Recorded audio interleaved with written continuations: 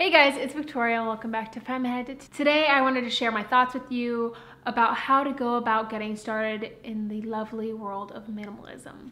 It has had such a positive impact on my life, and I think it's something that can overwhelm people, or people are just misinformed about it and like what it actually means or what do you actually have to do. And I'm not going to get into like minimalism today. If you kind of know a little bit about minimalism, are curious about it and like want to give it a go, this is more the video for you, not like this is what minimalism is, because I think minimalism can be so many different things, but I won't get into that. Just know that there is no one way to do minimalism and there is no right or wrong way to do it. It's like a spectrum of like how strict versus lenient you want to be with that term and that mindset. And I look at it as much more of a mindset than like a trend or a decoration style or anything like that. So the first thing you need to do before cleaning or decluttering or any of that is you need to work on your mindset, because if you are the person, and this was totally me, that would hang on to a sock that didn't have its partner because you thought that it might just be floating around somewhere and you would find it someday,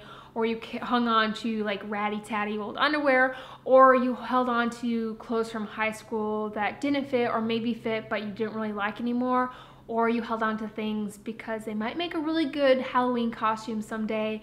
You need to kind of look at that and figure out why you feel that way, because if you go in to just declutter and haven't worked on your perspective of things, it's not going to go as well as if you kind of put in the legwork first off. Figure out your timeline. How quickly or how slowly do you want to do it? How much time do you have to devote to it? Do you have maybe an hour each night, or do you have a day during the weekend? Do you have a week off that you want to devote to decluttering? Probably not, but kind of look through and be like, okay, each week, how much time do I want to devote to this? How much time can I give to this, to kind of see how you can break it up. Next is make a plan of action. I highly recommend looking up the clutter list from Marie Kondo's book, which I'll try to link in the description box, and I'll also link her book, because I really think you should read her book or a similar book, because it really helps reshape your perspective on stuff and the things you own and why you own them. And like I said, you need to do that like background work before you go into the actual decluttering. Next, you want to set goals. You know, say maybe you want to get through a section of that list each week. You want your clothes to take up only a certain amount of your closet, or for example, I have two of these like canvas box tote things in my closet that have like my underwear, socks, swimsuits, shorts, bras, those sort of things.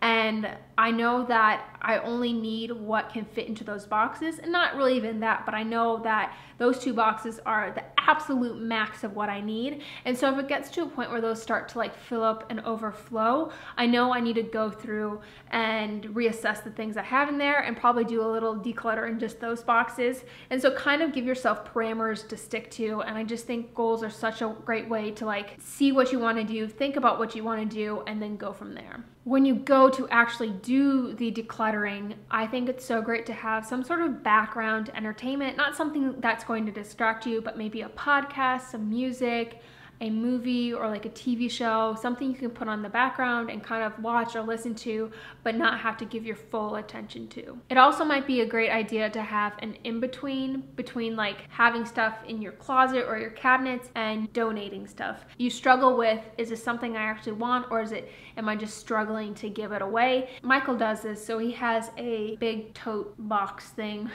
I don't know what it's called, that goes in the storage above our hall closet. Once a year, I would say, he kind of goes through that. He puts things in that he doesn't want in his closet, but he's not ready to get rid of.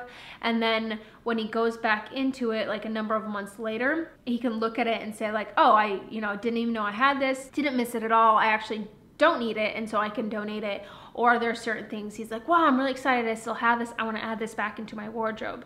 And he'll kind of separate those things out and then put another round of things in there. And it just seems to be a system that works well for him. I'm kind of the person where I just want to get rid of it right away, and that's what feels good for me. There's never been anything that I've regretted getting rid of, but for him, he needs that in between, and that might be a good idea for you as well. Take time to enjoy the positive feelings that come from decluttering. I always get the sense of like lightness and freedom when I give stuff to someone else or I donate it. This is one of my favorite aspects of minimalism and decluttering, like just that that happy, good feeling you get. And I find that it can be a bit addicting. So you kind of have to be conscious of that as well.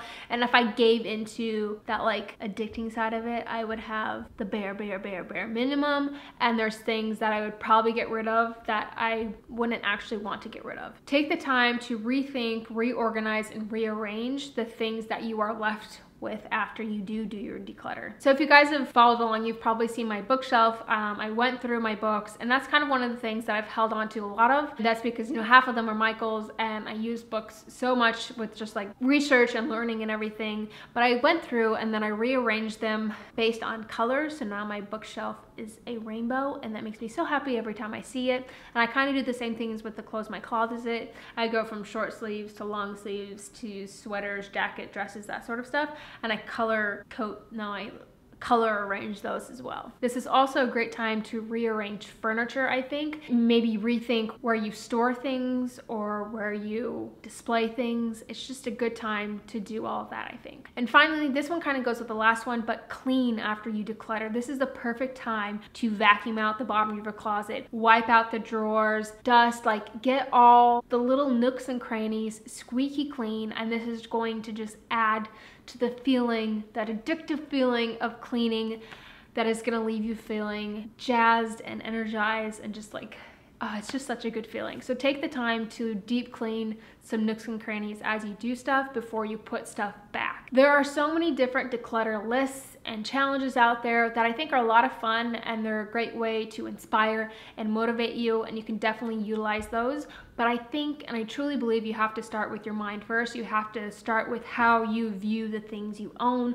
Why are you holding on to certain things? Is it out of guilt? Is it out of memories? And you have to figure that out, and you kind of have to work through all that, sometimes not so fun stuff, before you can get into the decluttering.